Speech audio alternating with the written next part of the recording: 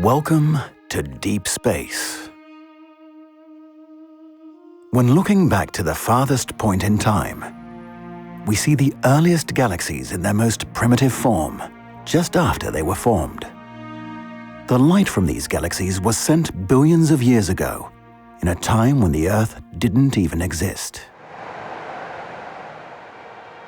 The force of gravity creates a cosmic dance that can take up hundreds of millions of years. This dance leads to the merging of the two systems into a much larger galaxy.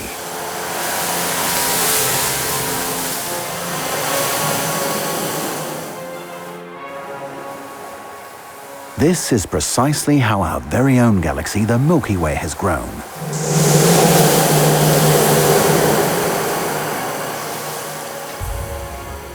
And in about 4 billion years from now, will merge together with the Andromeda Galaxy. Ultimately, galaxies contain hundreds of billions of stars. Each star was once created by the contraction of a large dark cloud under the influence of the force of gravity. This happens daily in the universe, but for us, the birth of our own star, the Sun, forms the basis of our earthly existence.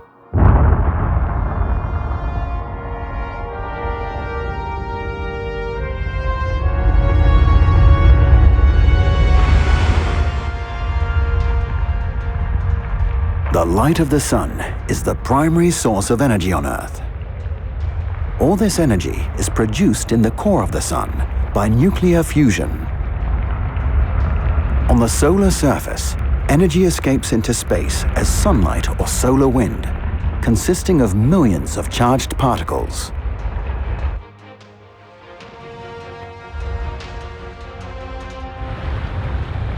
In just 8 minutes, the energy from the Sun travels to the Earth. It contains so much UV radiation that we need the atmosphere of the Earth to protect us. In turn, the magnetic field of the Earth ensures that the atmosphere is not blown away by the solar wind. Without this double protection, we would simply not exist. The charged particles of the solar wind are accelerated towards the poles where they collide with atoms in the atmosphere. The energy released causes one of the finest light shows on Earth, the aurora.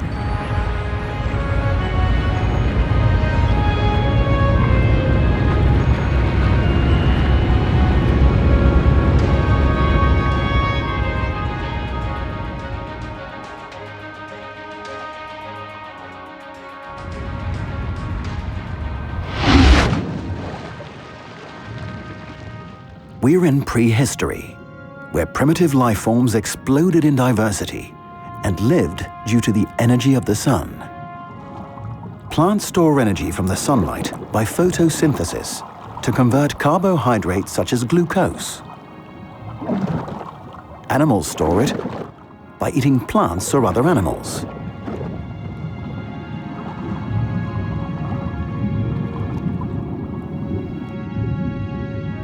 When the plants and animals die, millions of years later, the remains develop into fossil fuels, such as oil and gas.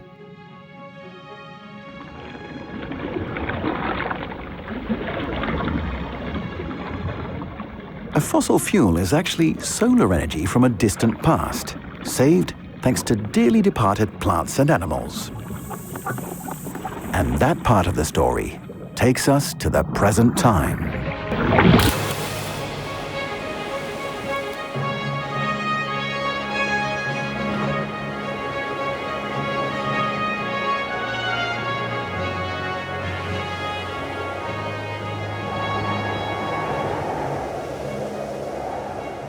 One of the largest natural gas fields in the world was discovered under the province of Groningen in 1959, with the result that the Netherlands was connected to natural gas.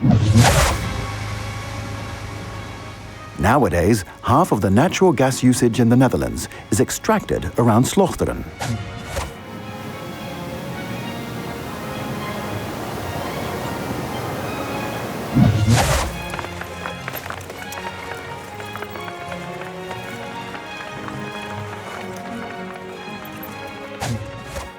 A quarter of the gas in Europe can be found below our feet, in a beautiful province with vast landscapes, cozy harbors, and picturesque villages.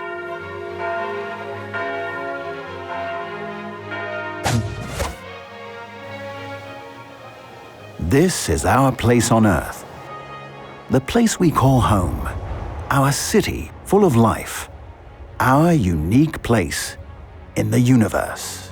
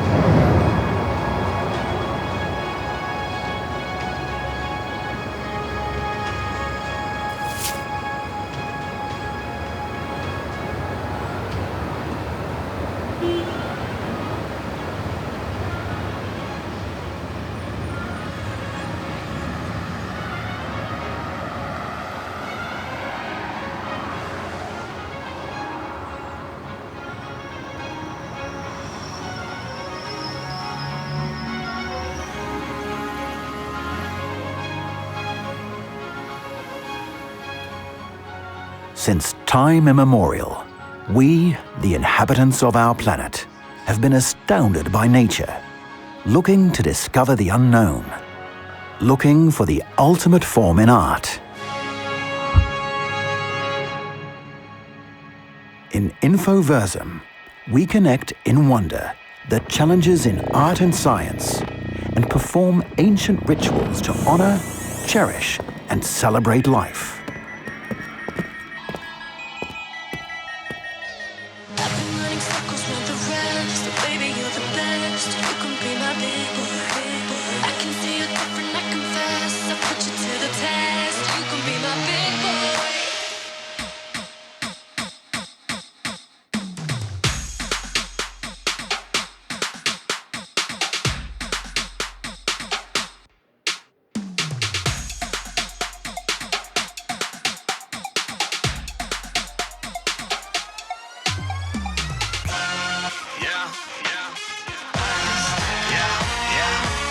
Heart of a lion, stripes of a zebra, built like steel, slight weakness for divas, crying like a soldier, 100 men strong. Then why is it that I'm still being slept with? You boys gonna learn to respect the real. I am something you love, not something you feel. Cause see, gangsters don't break, we're made of steel. Cause we're unstoppable, baby, unstoppable, yeah.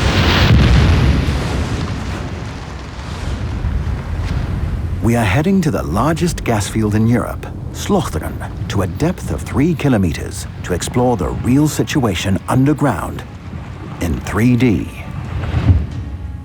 The large stock of gas can be found in the Rotliegend layer, stored in the porous sandstone.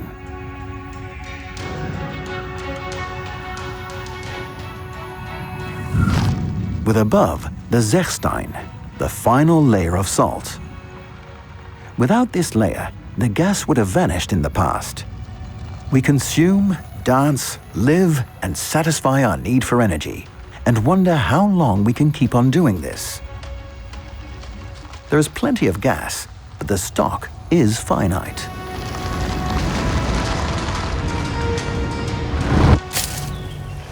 This is why we are trying to develop more and more renewable energy, for which numerous innovations and further technical developments are required. Wind turbines are used more and more frequently. They produce electricity and are coupled to smart grid networks. In a few years, electric cars will be replacing petrol-swallowing cars. We innovate to harvest energy from the sun in different ways. But it's still not enough to meet our energy needs. And there are always times when the sun isn't shining or the wind isn't blowing. To counteract these fluctuations in power generation, our need for gas remains, for the time being. We try to do this as green as possible by making use of biogas from biomass, such as plants and dung. Our Earth cools off continuously by emitting infrared radiation. All the energy that the sun delivers to Earth flies through the universe in a chaotic way back to the sun. Our universe is thereby becoming increasingly chaotic through radiation, while on the other hand, more complex and organized through the ever-growing structure of matter. The universe develops increasingly large-scale structures in the form of long strings of galaxies. The Euclid satellite is mapping those big structures in 3D by measuring distances of more than 1 billion galaxies. There are currently unknown forces that drive galaxies to clamp together through dark matter and that accelerate the expansion of the universe through dark energy. We have no idea what these forces are or where they come from. To preserve our living planet, we will have to start using renewable energy sources, a transition that will take at least several decades. The sun has always been our major energy supplier and will explicitly continue to be for eons to come.